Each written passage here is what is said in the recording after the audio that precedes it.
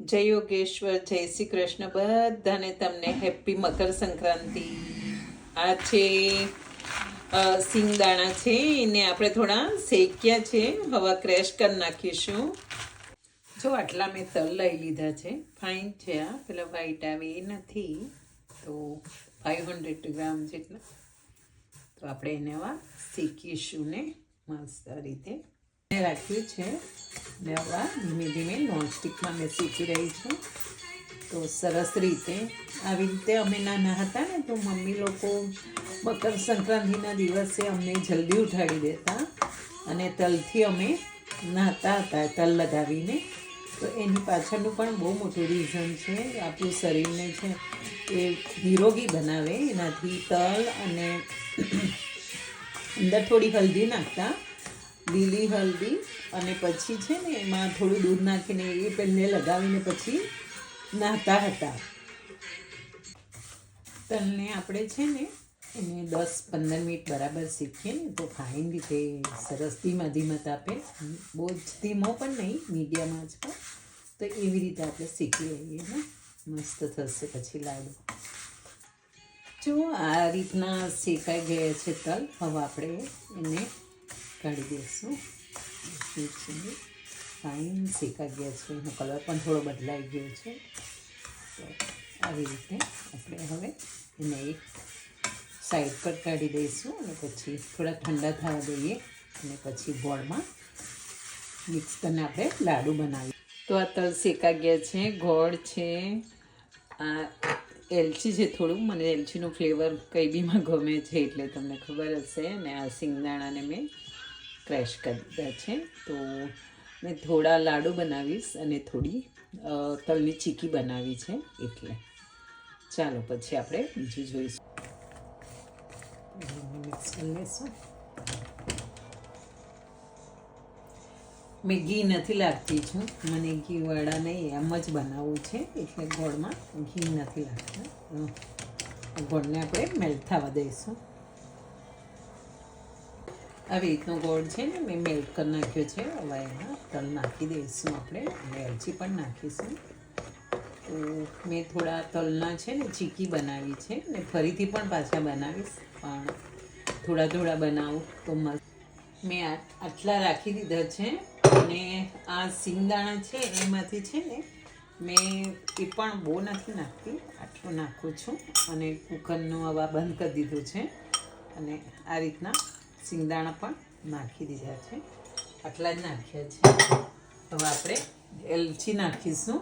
તો આ એલચી છે, બધું મિક્સ કરી નાખીએ. એલચી પણ નાખી દીધી છે.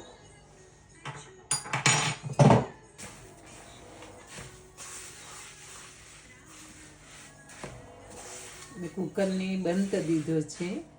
હવે આપણે આ ટાઈપના લાડુ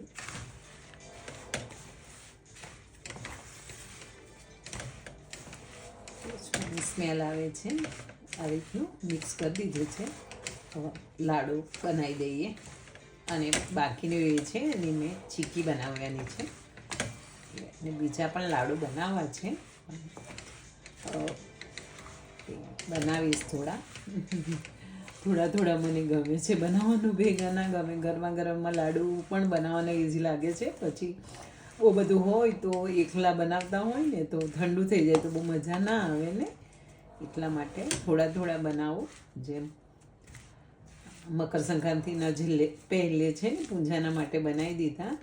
તો સરસ રીતે મેં 2 કપ જેટલો ગોળ લીધો હતો, તેમાંથી મેં આટલો જ નાખ્યો. એટલે લગભગ 500 હતો, તેમાંથી મેં થોડા રાખી દીધો છે આટલો.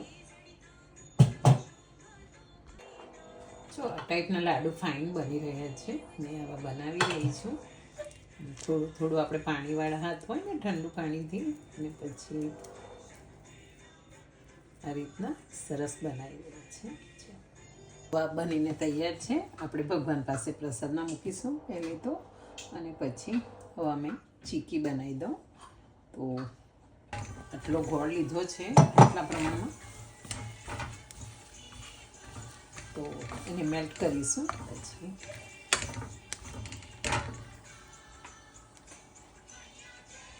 આ ટાઈપનો ગોળ છે ને મેલ્ટ થઈ ગયો છે, પણ આપણે થોડી એને વધારે કરીશું, 1-2 તારની ચાસણી કરીને પછી આપણે ચીક્કી બનાવીશું. ને ચીક્કી ફાઇન બને છે, તેનાથી થોડી કડક બને છે, તો એટલા માટે મેં થોડું એ કર્યું. નિયરલી આ થઈ જ જવાનું છે, તો આવી રીતનું આપણે કરીશું તો બહુ જ ફાઇન ચીક્કી બનશે.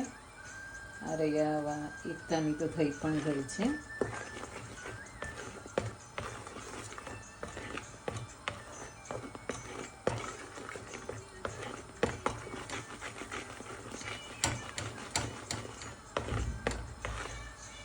તો આ થઈ ગઈ છે આપણી 2 તારની જેવી ચાસણી. આ જો થયા કરતી છે. તો હવે એમાં આપણે આ તલ નાખીશું અને બધું મિક્સ કરી દઈશું. તલ હતા અને સિંગદાણા નાખીશું.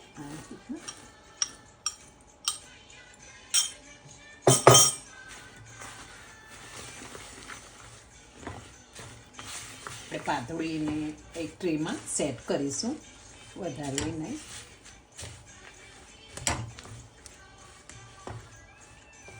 આ ટાઈપની આપણે આ ચીક્કી બનાવવા માટે સેટ કરી દીધું છે ટ્રેમાં. પછી આપણે એમાં કટ કરીશું. આ જ મને ટ્રે ગમે છે, એમાંથી ઇઝી રીતે બધું થઈ જાય છે, એટલે તો આવી રીતે આપણે પીસીસ કરી લઈશું. પછી આવી રીતની આપણી ચીક્કી બનીને રેડી થઈ ગઈ છે. કેટલા ફાઇન પીસીસ થઈ ગયા ને એટલી હાર્ડ પણ નથી થઈ છે, મસ્ત છે. તો આ રીતનું થઈ ગયું, સરસ રીતે અંદરથી નીકળી પણ જાય છે આ ટ્રેમાં. જો આ ટાઈપનું બધું રેડી થઈ ગયું છે. ચીક્કી છે, લાડુ છે, ઊંધિયું છે.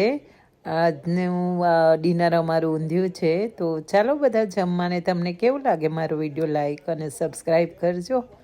અને આ ગરમા ગરમ ચાલો તમે પણ જમવા માટે. અને થેન્ક યુ ફોર વોચિંગ.